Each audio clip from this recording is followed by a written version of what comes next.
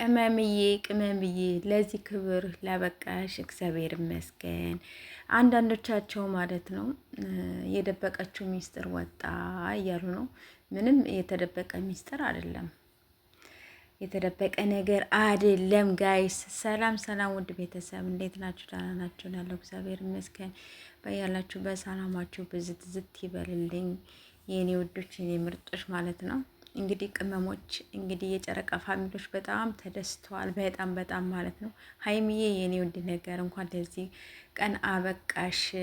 ስንጠብቀው የነበረው ቀን ነው። ደስታሽ ደስታችን ነው እያሉ እንግዲህ ደስታቸውን እየገለጹ ነው ያሉት። ደስ ይላል እውነት ለመናገር ማለት ነው።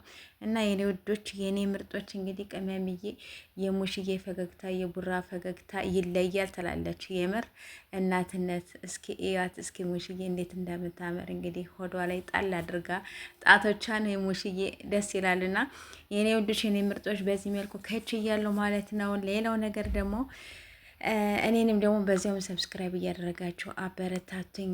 ሰብስክራይብ አድርጉ፣ በላይክ ግቡ እላችኋለሁኝ። ወደ ነበረው እንግዲህ መልሱኝ ማለት ነው። ወደዛ መልሱኝ በነበርኩበት ቦታ ማለት ነው።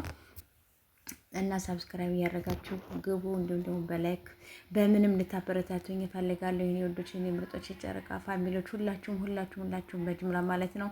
ስለዚህ ወደ ቦታ ይመልሱኝ ፕሊዝ ፕሊዝ ፕሊዝ። ሰብስክራይብ እያደረጋችሁ በላይክ